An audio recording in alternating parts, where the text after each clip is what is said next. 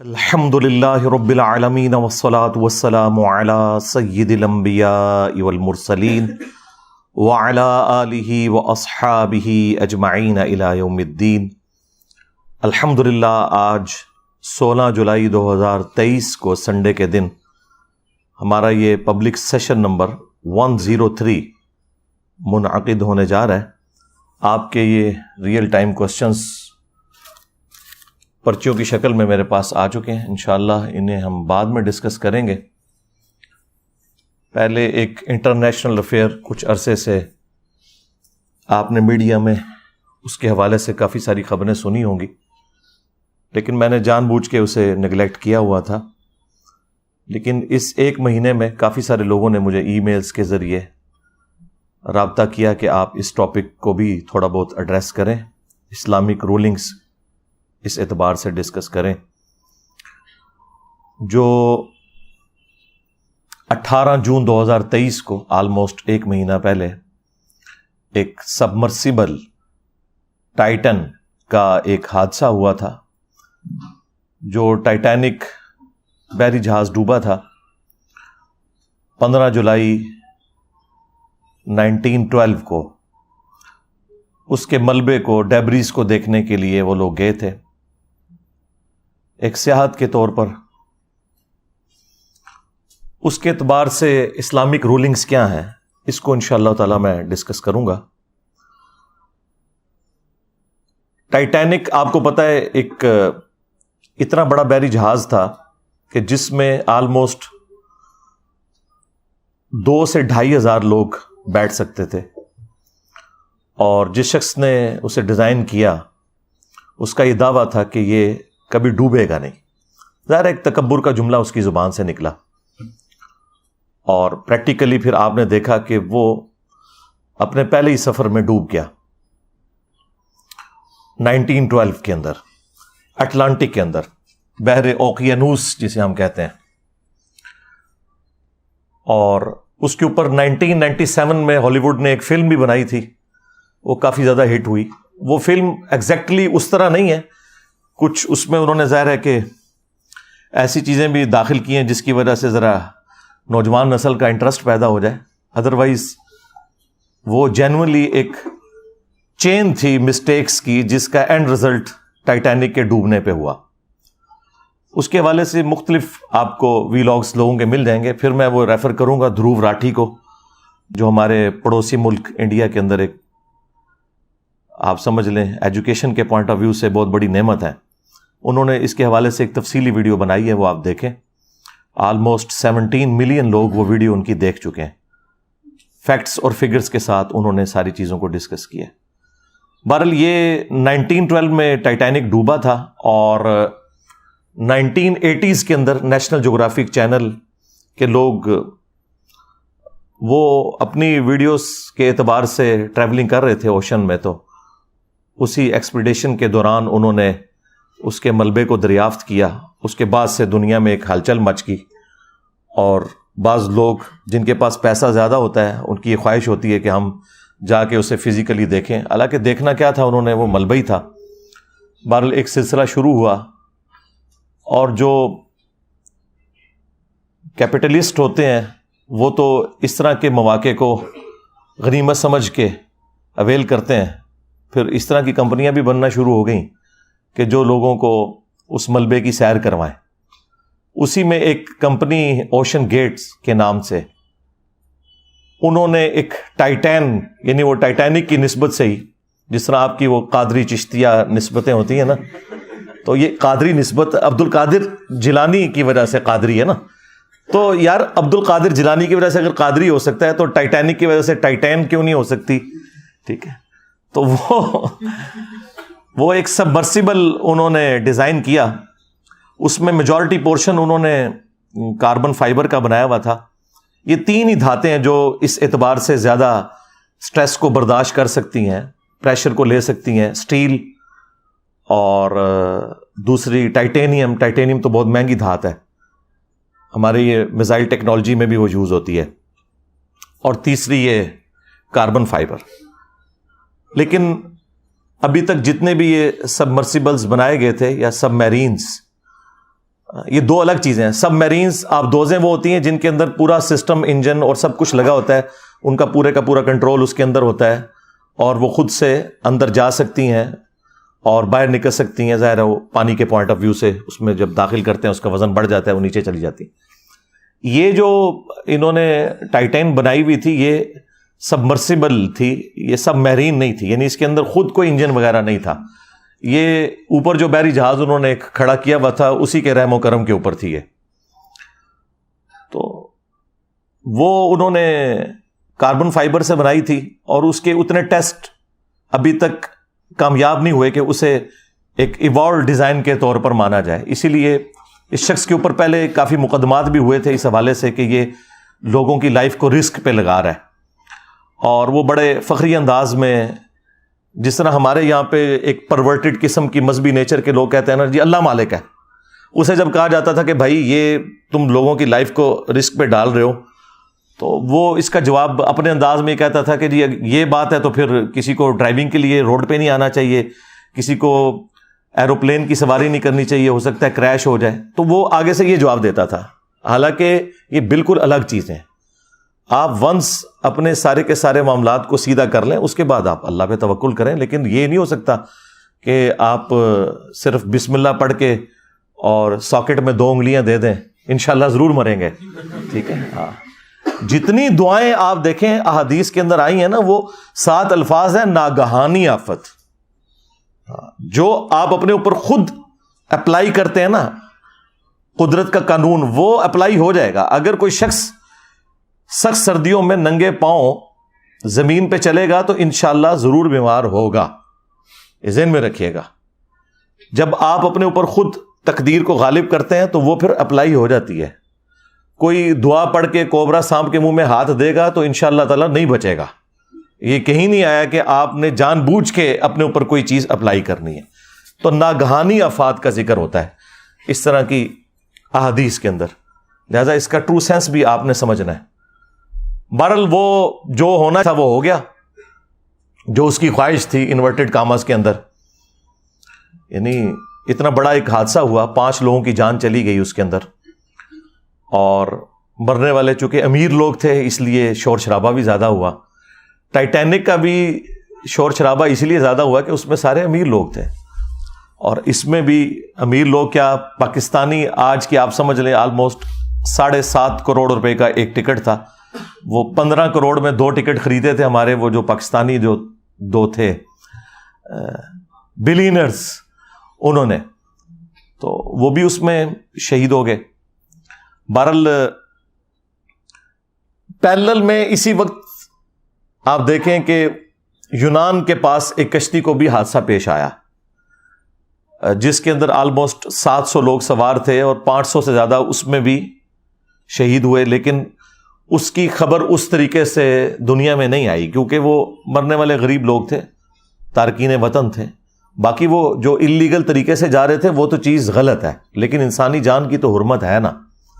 وہ تو سورۃ المائدہ میں اللہ تعالیٰ نے واضح فرمایا کہ جس نے ایک جان کو بھی ناحق قتل کیا سوائے 2 ایکسیپشنز کے, یا وہ شخص فساد فی الارض کرنے والا تھا یا وہ قتل کے بدلے قتل والا معاملہ, اور وہ بھی جوڈیشری کے تھرو. ان 2 استثناء کے سوا کسی نے اگر کسی ایک جان کو بھی قتل کیا تو گویا اس نے پوری انسانیت کا قتل کر دیا, اور جس نے ایک جان کو بچایا گویا اس نے پوری انسانیت کو بچا لیا. بہرحال وہ غریب لوگوں کا تو اتنا کوئی پرسان حال نہیں تھا. بعد میں جب تھوڑی بہت ہمارے جیسے جن کو آپ لبرلز کہتے ہیں انہوں نے آواز اٹھائی تو اس کی وجہ سے دنیا کو ہوش آیا کہ یار یہ غریب لوگ بھی مرے ہیں, ان کے بارے میں بھی کوئی خبر آنی چاہیے. تو وہ جو 5 لوگ اس حادثے میں جاں بحق ہوئے ان میں اس ٹائٹین کا خود مالک بھی تھا, وہ بھی اس میں بیٹھا ہوا تھا. شاید اسی کی وجہ سے لوگوں کو یہ کانفیڈنس آیا کہ یہ اس کے اندر بیٹھا جا سکتا ہے. لیکن اس کے بیٹھنے سے کیا فرق پڑنا تھا, وہ تو ڈوب گئی. کوئی چھوٹا موٹا سفر نہیں تھا. 12,000 فٹ سمندر کی تہہ کے اندر, تو یہ آلموسٹ آپ سمجھ لیں 4 کلومیٹر بنتا ہے. جہاں پہ جا کے آلموسٹ 400 ٹائمز پریشر زیادہ ہو جاتا ہے جو کہ ہم ساحل سمندر کے اوپر یا سمندر کی اوپر والی سرفیس کے اوپر فیل کرتے ہیں. تو اس کے اندر تو کچومر نکل جائے گا بندے کا اگر وہ پھٹتی ہے. اور وہ پھٹی آپ کو پتا ہے کتنی دیر میں ہے جی؟ 1 ملی سیکنڈ کے اندر, جو آنکھ ریکارڈ بھی نہیں کر سکتی. امپلوڈ ہو گئی. ایک ایکسپلوڈ ہونا نا چیز کا کہ پھٹنا ایسے, ایک ہے کہ باہر سے اتنا پریشر لگا ہے کہ اس کا کچومر نکل گیا. اور اس حادثے نے دنیا کو یہ سبق سکھایا کہ جو لوگ یعنی اسباب کو صحیح طریقے سے اڈاپٹ نہیں کرتے اور پھر اس قسم کے جب حادثات ہوتے ہیں تو اس کے بعد سب سے پہلے اپنے آپ کو ملامت کرنا چاہیے. ہاں, اگر آپ نے اسباب صحیح طریقے سے اڈاپٹ کیے اور پھر کوئی ایک حادثہ ہو جائے وہ ایک معاملہ الگ ہے. اس کے بارے میں تو واضح حدیث موجود ہے صحیح مسلم کے اندر, اے ابو ہریرہ جو چیز تجھے نفع دے اس کے لیے خوب کوشش کرنا, کاہلی نہ کرنا, سستی نہ کرنا, اور پھر اللہ سے مدد طلب کرنا. یہ نہیں ہے کہ آپ خالی پیپر کے اوپر دروشی پڑھ کے پھونک کے آ جائیں, انشاءاللہ فیل ہو جائیں گے. جو چیز تجھے نفع دے اس کے لیے کوشش کرنا, سستی نہ کرنا, کاہلی نہ کرنا, اور پھر اللہ سے مدد طلب کرنا. پھر بھی اگر رزلٹ تیرے خلاف آئے تو پھر کہنا جو اللہ کی مرضی. پھر آپ نے یہ کہنا جو اللہ کی مرضی, اور یہ نہ کہنا کہ اگر یہ ہو جاتا تو اگر وہ ہو جاتا, اگر مگر شیطان کا دروازہ کھول دیتا ہے. یعنی اس کا مطلب یہ نہیں کہ آپ اپنے اس کیجول کو ریوزٹ نہیں کر سکتے, وہ کریں آپ ضرور, لیکن ہوتا ہے نا بعض لوگ پیڑ ڈال کے بیٹھ جاتے ہیں کہ بس میری زندگی ختم ہی ہو گئی جی, بس میرے کو ہو گیا جی. یہ معاملہ نہیں ہونا چاہیے جو آپ بالکل ایک روگ لگا کے بیٹھ جاتے ہیں. کوشش پوری کریں, اپنی طرف سے محنت پٹ کریں, اور اس کے بعد معاملات اللہ کے اوپر چھوڑ دیں. بہرحال یہاں پہ وہ حادثہ ظاہر ایک تکلیف دہ چیز ہے, اور پاکستانیوں کے لیے اس اعتبار سے بھی تھا کہ پاکستانی بھی اس میں بیٹھے ہوئے تھے, اور اس کی وجہ سے ہماری خبروں کے اندر بھی وہ مسلسل چلتا رہا کہ جی اب اتنے گھنٹوں کی آکسیجن رہ گئی ہے اور اب یہ ہونے والا ہے اور وہ ہونے والا ہے. الٹیمیٹلی وہی خبر آئی کہ جو نہیں آنی چاہیے تھی, لیکن بہرحال ایک معاملہ ہو گیا, حادثہ ہوا. اب اس کے اوپر اسلامک رولنگز کیا ہیں؟ سب سے پہلے تو آپ یہ سمجھ لیں کہ یہ جتنا فزیکل فینومینا آف نیچر ہیں, قانون قدرت ہیں, یہ اللہ تعالیٰ کے بڑے محکم قوانین ہیں. اور اگر یہ قوانین اس طریقے سے نہ چل رہے ہوں تو کوئی بھی سائنٹیفک انوینشن پاسبل نہ ہو. اگر آگ 10 دفعہ جلانے کے اوپر صرف 5 دفعہ جلے اور 5 دفعہ نہ جلے, پرابیبلٹی اس کی 50% ہو, تو پھر آپ کوئی انجن ڈیزائن نہیں کر سکتے, نہ ڈیزل انجن نہ پیٹرول انجن. یہ بڑے محکم قوانین ہیں. البتہ اللہ تعالیٰ ان قوانین کا کوئی پابند نہیں ہے, اس سے یہ باہر نہیں ہے. اسی لیے پوری انسانی تاریخ میں اکا دکا مرتبہ اللہ تعالیٰ نے اپنے قانون قدرت صرف پروفٹس کے لیے توڑے, اور اس کی وجہ یہ تھی کہ اللہ تعالیٰ نے ان کی نبوت کو منوانا تھا. لہٰذا ان چیزوں کو ایز اے رول نہیں آپ پیش کر سکتے. کوئی شخص یہ نہیں کہہ سکتا کہ میں بھی عیسیٰ ابن مریم کی طرح اولاد چاہتا ہوں اور میں نے شادی نہیں کرنی. تو وہ سیدہ مریم کے لیے خصوصیت تھی, اسے اسلام نے کبھی رول بنا کے پیش نہیں کیا. چونکہ یہ گاڈ کے قوانین ہے تو گاڈ اپنے قوانین توڑ سکتا ہے, لیکن رول کے طور پہ یہ نہیں ہے. وہ ابراہیم علیہ السلام کے لیے ایک ہی دفعہ آگ ٹھنڈی ہوئی ہے, موسیٰ علیہ السلام کے لیے سمندر میں راستہ ایک ہی دفعہ بنا ہے. اس کے بعد تو مطلب یہ معاملات نہیں ہوئے ہیں, لوگ شہید ہی ہوئے ہیں. رومن امپائرز کی بیٹل فیلڈز کے اندر کئی صحابہ اکرام ہیں جنہیں تیل کے کڑاؤں میں زندہ جلایا گیا ہے, روسٹ ہو گئے ہیں, نہیں بچے. کتنے ہیں جو سمندر میں ڈوب کے غرق ہو گئے, نہیں بچے. تو یہ معاملات جنرل رول نہیں ہے. جنرل رول اللہ تعالیٰ کے جو ہے وہی فزیکل فینومینا آف نیچر ہے, اور وہ اسی طریقے سے چلتے ہیں, اور ان کے اوپر کسی کا زور نہیں ہے. وہ آپ نے تمام اسباب اڈاپٹ کرنے ہیں. دیکھیں اللہ تعالیٰ ان تمام چیزوں کو اپنی طرف منسوب کرتا ہے.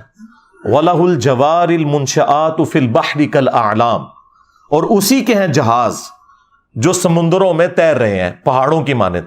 وہ اس وقت بڑے بڑے بادبان والے جہاز ہوا کرتے تھے, تو اللہ نے فرمایا یہ میرے ہیں جو کہ یہ تیر رہے ہیں, اور یہ اللہ کے حکم سے تیر رہے ہیں. یہ سارے کے سارے معاملات اللہ تعالیٰ اپنی طرف اس لیے منسوب کرتا ہے کہ فزیکل فینومینا آف نیچر جو ہے، جو قدرت کے قوانین ہیں، یہ اللہ تعالیٰ نے محکم بنایا ہے. اگر یہ چیزیں نہ ہوں تو کوئی بھی چیز پاسبل نہ ہو. وہ ہمارے ایک فزکس کے پروفیسر ہیں ہود بھائی، وہ کہتے ہیں میں جہاز میں بیٹھا ہوا تو ایک بندے سے میں نے پوچھا یہ جہاز کون اڑا رہا ہے، تو اس نے کہا اللہ اڑا رہا ہے.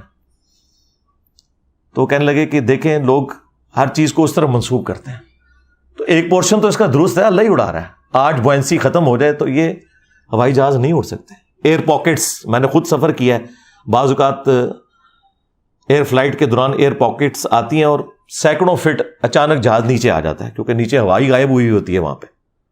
تو یہ فورس آف بوئنسی اللہ تعالیٰ نے رکھی ہے. سائنس جو ڈیل کرتی ہے نا وہ فزیکل فینومینا آف نیچر سے کرتی ہے. ہاں، اور یہ سائنس کی عاجزی ہے کہ وہ اس سے پیچھے نہیں جاتی. وہ آپ کو یہ بتائے گی کہ یہ جو زلزلہ آتا ہے یہ ٹیکٹونک پلیٹس کی ڈسٹربنس کی وجہ سے آتا ہے. اب ان سے یہ پوچھیں کہ یہ ایسا کیوں ہوتا ہے اور کس وقت میں ہوتا ہے، وہ کہتے ہیں it is physical phenomena of nature. اسی کے اندر تو قیامت مضمر ہے، یہ کون ڈیسائیڈ کرتا ہے؟ تو ہر فزیکل فینومینا کے پیچھے الٹیمیٹ ریزن گاڈ ہے. God is the only explanation of all the physical phenomena in this universe. ہم تو صرف ڈسکوریز کرتے ہیں. نیوٹن نے ڈسکوری کی ہے کہ گریویٹیشنل فورس ہے جو کہ کوئی بھی دو میٹیریل باڈیز ہیں وہ آپس میں ایک دوسرے کو اس فورس کی وجہ سے کھینچ رہی ہیں، جو ڈائریکٹلی پروپورشنل ہے ان کے ماسز کے اور انورسلی پروپورشنل ہے ان کے درمیان جو ڈسٹنس ہے اس کے اسکوائر کے. لیکن یہ اس نے دریافت کیا. اس رول نے ان میٹیریل باڈیز کو پیدا نہیں کیا. ہم نے یہ دریافت کیا ہے کہ ود رسپیکٹ ٹو زمین سورج مشرق سے طلوع ہو کر مغرب میں غروب ہوتا ہے. ویسے تو وہ طلوع اور غروب نہیں ہوتا، لیکن یہ ود رسپیکٹ ٹو ارتھ ہے ایک کامن آبزرویشن کے اندر. لیکن اس رول نے سن کو پیدا نہیں کیا. اسی طریقے سے انڈے میں سے چوزا نکلنا یہ ہماری آبزرویشن ہے. اس آبزرویشن کو ہم جتنا بھی ڈیپ ڈگ کریں الٹیمیٹلی ہم کہتے ہیں فزیکل فینومینا آف نیچر ہے، ایسا ہی ہوا کرتا ہے. تو یہ جہازوں کو اللہ نے اپنی طرف منسوب کیا ہے. اگر فورس آف بوئنسی نہ ہو فلوئڈ کے اندر تو کوئی بھی چیز تیر نہیں سکتی، نہ ہوا کے اندر اور نہ سمندروں کے اندر. آپ کو پتہ ہے یہ ارشمیدس جو تھا، ارکمیڈس، ہم اردو میں ارشمیدس کہتے ہیں، یہ 300 قبل مسیح اس نے یہ دریافت کی تھی فورس آف بوئنسی. اس وقت وہ ٹب میں نہا رہا تھا اور جب اس طرف اس کا دماغ گیا، نہ تو لوگ صدیوں سے رہے تھے بس جس کے اوپر اللہ تعالیٰ قدرت کے قوانین کھول دے، تو وہ اتنا خوش ہوا کہ وہ بغیر کپڑوں کے ہی اٹھ کے باہر نکلا کہ میں نے پا لیا، میں نے پا لیا. کیا پا لیا؟ اس رول کو اس نے سمجھ لیا کہ یہ جو فورس اوپر کی طرف لگتی ہے اس کی کیلکولیشن کیسے ہوگی فورس آف بوئنسی کی، اور اس کے اوپر ہی آج سارے کے سارے معاملات چل رہے ہیں. ایک سوئی سمندر میں ڈوب جاتی ہے لیکن لاکھوں ٹن وزنی جہاز نہیں ڈوبتا. کیوں؟ کہ وہ فورس آف بوئنسی کا جو قانون ہے اس کو مد نظر رکھتے ہوئے بنایا جاتا ہے. فورس آف بوئنسی یہ ہے کہ جب بھی کوئی فلوٹنگ آبجیکٹ سمندر یا پانی میں رکھا جائے تو جب وہ پانی کے اندر ڈوبنے لگتا ہے، یہ پانی کے اوپر رکھا جاتا ہے تو وہ پانی کو ڈسپلیس کرتا ہے. وہ جتنا پانی ڈسپلیس کرتا ہے، آپ دیکھتے ہیں بحری جہاز بھی کچھ ڈوبا ہوا ہوتا ہے کچھ باہر نکلا ہوتا ہے، وہ جتنا پانی ڈسپلیس کرتا ہے نا اس پانی کا جتنا وزن ہے نا اس وزن کے برابر فورس اوپر کی طرف لگتی ہے، اسے فورس آف بوئنسی کہتے ہیں. اگر وہ فورس اس جہاز کے وزن کے برابر ہو پھر تو وہ جہاز تیر سکتا ہے، یا زیادہ ہو تب تو تیر سکتا ہے، لیکن اگر جہاز کا وزن اس سے زیادہ ہو جائے پھر جہاز ڈوب جائے گا. تو بحری جہاز یہ آپ کو دیکھنے میں اسٹیل کی سٹرکچر نظر آ رہی ہے لیکن اندر سے ہالو بنائے جاتے ہیں تاکہ جو اتنا بڑا سرفیس ایریا ہے اس کے اندر اس کا وزن کم ہو، اس کی ڈینسٹی کو کم کرنے کے لیے. وہ سارے کا سارا نہیں لوہے کا بنا ہوا ہوتا، اندر ساری ہوا ہے، صرف ایک چادر ہی ہے یا اندر ایک اسٹیل سٹرکچر ہے تھوڑے تھوڑے فاصلے کے اوپر ٹرسز کی فارم کے اندر. تو اسی لیے ہوائی جہاز ہوا میں اڑتے ہیں کہ وہ فورس آف بوئنسی کو اوور کم کر لیتے ہیں اور وہاں وہ آپ چیز اپلائی کرتے ہیں جیٹ انجن کے ذریعے. ظاہر ہے کہ وہ جہاز کو آپ جتنا بھی ہلکا بنائیں ہوا سے زیادہ ہلکا تو نہیں بنا سکتے، تو وہاں پہ پھر ہم انجن کو یوز کرتے ہیں تاکہ فورس آف بوائنسی جو ہے وہ پلس یہ سپورٹ کر سکے کہ وہ اڑ سکے۔ اور یہاں پر جو بحری جہاز ہے ان کے اندر اس کی ڈیزائننگ ایسے کی جاتی ہے۔ البتہ جو سب میرینز ہیں جو ڈوب جاتی ہیں پانی کے اندر، ان کو وزنی بنایا جاتا ہے، اور وہ وزنی بنانے کے لیے ان کے اندر انہوں نے کمپارٹمنٹس رکھے ہوتے ہیں، پانی اندر سک کرتے ہیں پمپس کے ذریعے، اور اس کا وزن جو ہے وہ بڑھ جاتا ہے، یعنی اس کا وزن جو ہے فورس آف بائنسی سے زیادہ ہو جاتا ہے، اس لیے وہ اندر چلی جاتی ہے، اور جب باہر نکلنا ہوتا ہے وہ پمپس کے ذریعے پانی کو باہر نکالتے ہیں، وہ باہر آ جاتی ہے۔ تو یہ ایک اس کا بیسک پرنسپل ہے۔ بہرحال یہاں پر جو یہ سبمرسیبل تھی یہ باہر نہیں نکل سکی، اندر ہی سب کا کچومر نکل گیا، اور اس کے بعد پھر مختلف قسم کی گفتگو لوگوں میں ہونا شروع ہو گئی کہ کسی نے کہا یہ حرام موت مر گئے ہیں، کیا ضرورت تھی اتنا پیسہ خرچ کرنے کی، اور کسی نے کہا جی شہید ہو گئے ہیں۔ بہرحال یہ دونوں ایکسٹریم رویے ہیں۔ میرا خیال ہے کہ کوئی حرج نہیں ہے اگر کوئی شخص اس اعتبار سے اگر کوئی ریلائبل سواری ہے اور اس میں سفر کرنا چاہتا ہے، خواہ وہ ہوائی جہاز ہو یا سبمرسیبل ہو یا سب میرینز ہوں یا بحری جہاز ہوں، بشرطے کہ وہ تمام کے تمام رولز کو کنسیڈر کر کے بنائے گئے ہوں، تو اس میں کوئی حرج نہیں ہے، اس کا رائٹ ہے۔ اگر کسی کو اللہ نے پیسہ دیا ہے تو چاہے وہ ہوائی جہاز میں مہنگے والا ٹکٹ لے کے سفر کرے، خواہ وہ کسی سبمرسیبل میں اس اعتبار سے سفر کرے، تو یہ جواز کی حد تک تو درست ہے۔ لیکن یہ بات درست ہے کہ اس سے زیادہ حقدار وہ لوگ ہیں جن کے پاس 2 وقت کی روٹی نہیں کھانے کے لیے، ان کے اوپر پیسہ لگایا جائے بجائے اتنے مہنگے کاموں میں لگانے کے۔ اور میرا خیال ہے وہ انہوں نے کیا دیکھنا تھا، اس سے بہتر تو ہم بڑی سکرین کے اوپر دیکھ لیتے ہیں، ادھر تو سکرین بھی چھوٹی سی تھی، اس میں سے کیا نظر آنا تھا۔ اس سے بہتر فارم میں ہم گھر بیٹھ کے اپنے ایئر کنڈیشن کمرے کے اندر وہ سارے کے سارے مناظر دیکھ سکتے ہیں۔ بہرحال قرآن حکیم میں اللہ تعالیٰ نے مختلف مقامات کے اوپر زمین میں سیر کرنے کا، چلنے پھرنے کا حکم دیا ہے، لیکن وہ سب کچھ عبرت کے لیے ہے، اور اس اعتبار سے آپ کو ضرور سفر کرنا چاہیے۔ اسلام گاڈ اورینٹڈ ہے۔ اسلام میں ہے کہ آپ کوئی بھی ایکٹیویٹی پرفارم کر رہے ہیں، اگر خدا کو بیچ میں انوالو کر لیتے ہیں تو وہ آپ کا دین ہے۔ اس اعتبار سے سورۃ الحج میں 2 آیات ہیں، آیت نمبر 45 اور 46۔ اعوذ باللہ من الشیطان الرجیم، بسم اللہ الرحمن الرحیم۔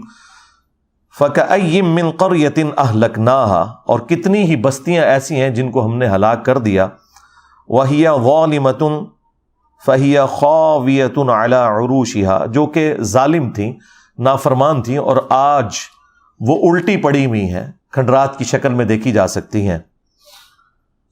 وَبِئْرٍ مُّعَطَّلَةٍ، اور کتنے ہی کنویں ہیں جو کہ خشک ہو چکے ہوئے ہیں۔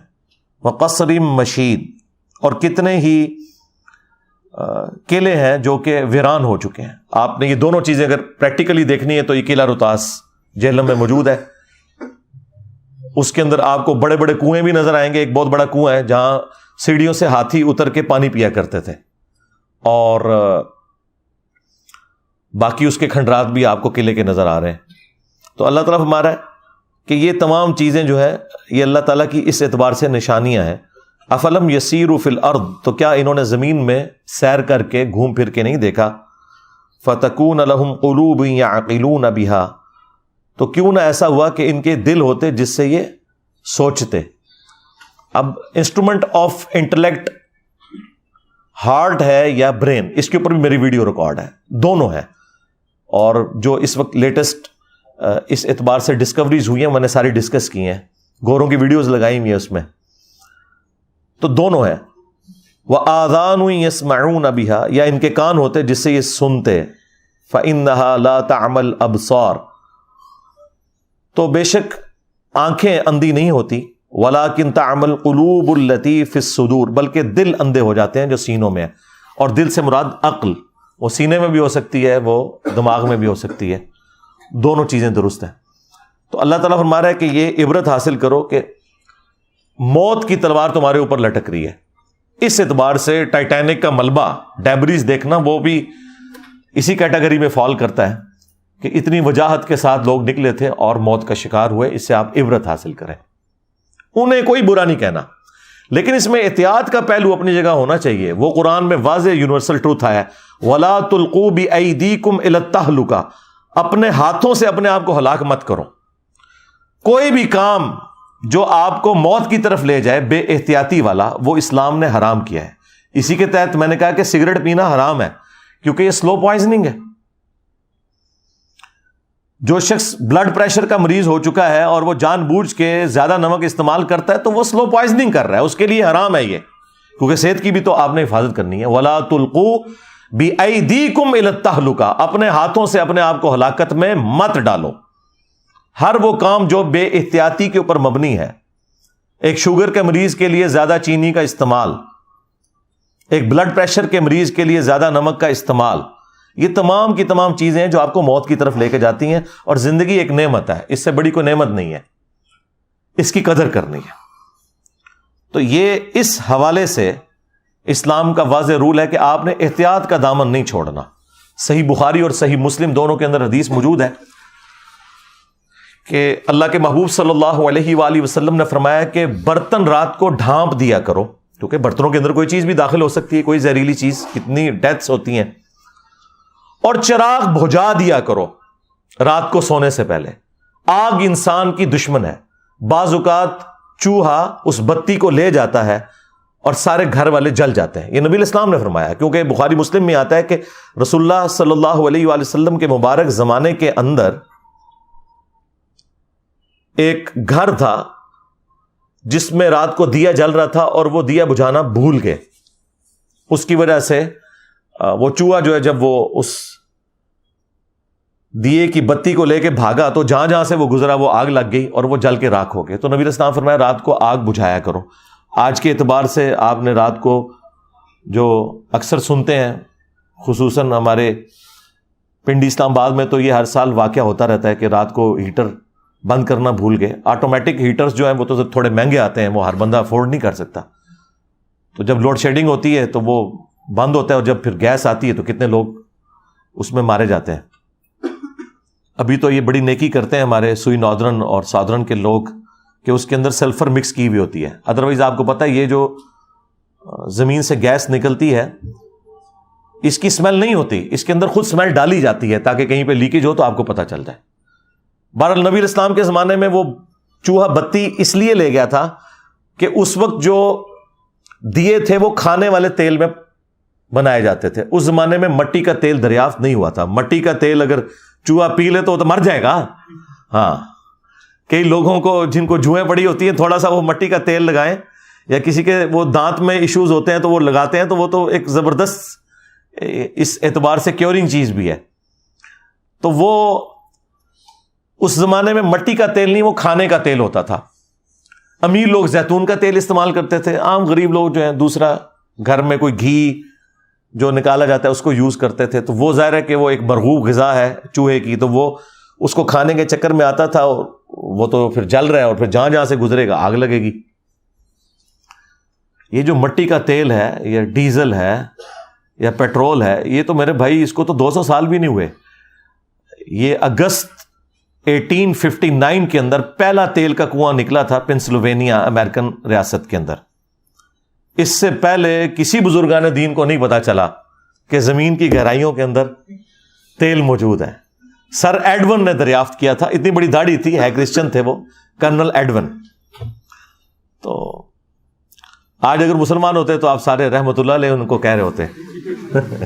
تو بزرگ تو پھر ان کو مانے نا، ان کو بھی حساتی طور پہ یہ سارا ہوا. وہ آج تک انہوں نے وہ کنواں تیل کا باقی رکھا ہوا ہے. لوگ اس کی زیارت کے لیے آتے ہیں کہ پہلی دفعہ انسانیت کو پتہ چلا کہ زمین کے نیچے اتنا بڑا خزانہ موجود ہے تیل کی شکل کے اندر. تو میرا معصومانہ سوال ہے، جو یہ بزرگ دعویٰ کرتے تھے کہ جی وہ نیچے دیکھا تو 7 زمینیں کراس ہو گئیں اور اوپر دیکھا تو عرش تک پہنچ گیا، ان کو تیل نہیں نظر آیا؟ اور جدھر یہ لوگ جایا کرتے تھے مکہ مدینے کے اندر، وہاں تو 1960s میں جا کے تیل نکلا ہے. یہ بزرگ وہاں جا کے کیا کرتے رہے ہیں؟ ان سے کیوں نہیں تیل نکلا؟ تو اس کا مطلب یہ بالکل جھوٹ بولتے ہیں آپ سے. دنیا کو اللہ نے بقدر ایفرٹ رکھا ہوا ہے. اور یہ اس حوالے سے نبی الاسلام کی ایک حدیث کے سارے معاملات کلیئر کر دے گی. مسلم شریف میں اوپر تلے 3 احادیث موجود ہیں کہ نبی الاسلام کے مبارک زمانے کے اندر نر اور مادہ کا ملاپ کروایا جاتا تھا اچھی کھجور کی پروڈکٹ لینے کے لیے. تو نبی علیہ السلام ایک جگہ سے گزرے اور لوگ اس طرح کر رہے تھے, تو آپ نے فرمایا ایسا نہ کرو تو کیا ہے؟ ان کا یا رسول اللہ ہماری فصل کم ہوتی ہے. نبی علیہ السلام یہ کہہ کے وہاں سے چلے گئے. انہوں نے خود سے اسے کنسیو کیا کہ نبی علیہ السلام نے اسے پسند نہیں فرمایا. انہوں نے اس سال وہ معاملہ نہیں کیا اور ان کی فصل کم ہوگی, اور شکایت لے کے نبی علیہ السلام کے پاس آ گئے, کیونکہ اس زمانے میں 295C نہیں تھی. ان کا یا رسول اللہ آپ نے مشورہ دیا اور دیکھیں ہماری فصل کم ہو گئی ہے. اور یہ مولانا شریف نہیں ہے, صحیح مسلم شریف ہے, 3 احادیث ہیں, اور اس کے اوپر باقاعدہ باب باندھا گیا ہے کہ کن معاملات میں نبی علیہ السلام کی اطاعت کرنا واجب ہے اور کس میں نہیں ہے. یہ ہمارے نبی کا ہی حوصلہ ہے. یہاں تو جاہل لوگ ہیں, انہیں مسئلہ نہ بھی پتا ہو تو کوئی نہ کوئی جھوٹ سچ مکس کر کے بتا دیتے ہیں. نبی علیہ السلام کے پاس جب شکایت آئی تو آپ نے فرمایا میں نے تو منع تو نہیں کیا تھا. ان کا یا رسول اللہ ہم نے تو یہی سمجھا. تو آپ علیہ السلام نے فرمایا کہ اگر میں دین کے حوالے سے تمہیں کوئی مشورہ دوں اللہ کے ریفرنس سے, وہ لے لیا کرو. البتہ تمہارے دنیاوی امور کے اندر اگر میں کوئی مشورہ دوں تو وَأَنْتُمْ أَعْلَمُ بِأَمْرِ دُنْيَاكُمْ, تم دنیا کے کاموں کو مجھ سے بہتر سمجھتے ہو. ظاہر نبی علیہ السلام کا تو ایکسپیرینس نہیں تھا کھجور کی فصل کے اعتبار سے, آپ کا ایکسپیرینس تھا بھیڑ بکریاں چرانے کے اعتبار سے, تجارت کے اعتبار سے. اور نبی علیہ السلام نے کوئی اس میں شرمندگی محسوس نہیں کی کہ تم دنیا کے کاموں کو مجھ سے بہتر سمجھتے ہو. اگر میں دینی معاملے میں کوئی مشورہ دوں وہ لے لو, دنیا میں کوئی مشورہ دوں تو تم بہتر سمجھتے ہو, اگر وہ مشورہ درست ہو تو لے لو, ادروائز وہ میری رائے ہے. ٹھیک ہے. آج لوگ اعتراض کرتے ہیں کہ جی نبی علیہ السلام نے ایٹم بم بنانے کا طریقہ کیوں نہیں آپ کو بتایا؟ اس لیے کہ نبی علیہ السلام ہمارے ہدایت کے امام تھے, انہیں اللہ تعالیٰ نے اس فیلڈ کے لیے نہیں بھیجا ہوا تھا. قرآن بھی کوئی سائنس کی کتاب نہیں ہے, سائنس کی کتاب ہے. فزیکل فینومینا آف نیچر جو ایک کامن آبزرویشن کے اندر ہے, باقی اتنی ڈیٹیلز تو بتانے کی ضرورت نہیں ہے, وہ انسانیت نے وقت کے ساتھ خود لرن کرنی ہے. جب اللہ نے آپ کو برین دے دیا ہے تو کریٹر آف برین جو ہے اس نے اتنی بڑی دولت آپ کو دے دی ہے کہ اس کے بعد کوئی اور ذریعہ نہیں ہے جس کو آپ کہیں کہ یہ سب سے بڑا ذریعہ ہو سکتا ہے خدا تک پہنچنے کا. دماغ بہت بڑا ذریعہ. اللہ نے انسان کو وقت کے ساتھ یہ ایوولوشن کرائی ہے, ترقی کروائی ہے. بہرحال نبی علیہ السلام نے کہا کہ میں اگر دنیا کے اعتبار سے کوئی مشورہ دوں تو تم بہتر سمجھتے ہو اپنے کاموں کو. تو یہاں پہ نبی صلی اللہ علیہ وآلہ وسلم نے یہ مشورہ دیا کہ رات کو دیے بجھا دیا کرو. اسی طریقے سے ابو داؤد میں ایک حدیث ہے کہ جو شخص ایسی چھت پر سوئے کہ جس کی منڈیر نہ ہو تو اس کا ذمہ پھر اٹھ گیا, یعنی پھر وہ اس کی ذمہ داری اپنے اوپر ہے. اگر وہ نیند میں چلتے ہوئے یا غلطی سے نیچے گر جاتا ہے, مر جاتا ہے, تو کوئی لینا دینا نہیں, اس نے جان بوجھ کے لیے اپنے لیے ایک موت کا گڑھا کھودا ہے. آپ کو پتا ہے آج سے تقریباً 10-12 سال پہلے مفتی اعظم سعودیہ نے باقاعدہ فتویٰ دیا تھا کہ جو شخص اوور سپیڈنگ کی وجہ سے مر جائے تو گورنمنٹ نے کوئی اس کی بلڈ منی نہیں ادا کرنی, کیونکہ اس نے خودکشی کی ہے. ظاہر ہے بھی یہ چیزیں ڈیزائن ہوئی ہوئی ہیں نا, آپ ان لمٹس کو کراس کرتے ہیں تو اس کا یہ مطلب نہیں ہے کہ اگر آپ 2 دفعہ بچ گئے تو تیسری دفعہ بھی بچ جائیں گے, یہ ضروری تو نہیں ہے. تو اپنی وہ ساری احتیاطیں لے کے چلنی ہے. تو نبی علیہ السلام کا یہ فرمانا کہ جو بغیر منڈیر کے چھت پہ سوئے اس سے ذمہ اٹھ گیا, اب وہ خود ذمہ دار ہے اپنے معاملات کا. مطلب یہ ہے کہ آپ نے پوری احتیاط کر کے چلنا ہے. ہاں پوری احتیاط کی, اس کے بعد کوئی کیٹاسٹرافک کنڈیشن آ گئی تو ٹھیک ہے, وہ اللہ تعالیٰ کی طرف سے کسی شخص کا دنیا سے ایگزٹ ویسے ہی لکھا ہوا تھا. کسی نے شیر کے منہ میں جانا ہے, کسی نے ایئر کریش کے ذریعے مرنا ہے, کسی نے ہارٹ فیلئر سے مرنا ہے, کسی نے کڈنی فیلئر سے مرنا ہے, کسی نے روڈ ایکسیڈنٹ میں مرنا ہے. تو بہرحال اس طرح جو لوگ مر جاتے ہیں حادثاتی طور پر اسلام کی روح سے تو وہ شہداء ہیں. بخاری اور مسلم دونوں میں حدیث موجود ہے کہ نبی صلی اللہ علیہ وآلہ وسلم نے فرمایا 5 قسم کے لوگ شہید ہیں. نمبر 1 طاعون کے مرض میں, یعنی کوئی بھی یہ جو وبائی امراض ہیں ان میں اس وقت ایک سمبل کے طور پر طاعون تھا. نمبر 2 پیٹ درد سے کوئی مر جائے. نمبر 3 پانی میں ڈوب کے مر جائے. نمبر 4 کسی دیوار کے نیچے دب کے مر جائے, یعنی زلزلے میں جس طرح لوگ مر جاتے ہیں. اور نمبر 5 جو اللہ کی راہ میں لڑتا ہوا مارا جائے. یہ سب کے سب لوگ اللہ کے حضور شہید ہیں. اور ابو داؤد اور سنن نسائی میں ایک اور حدیث موجود ہے.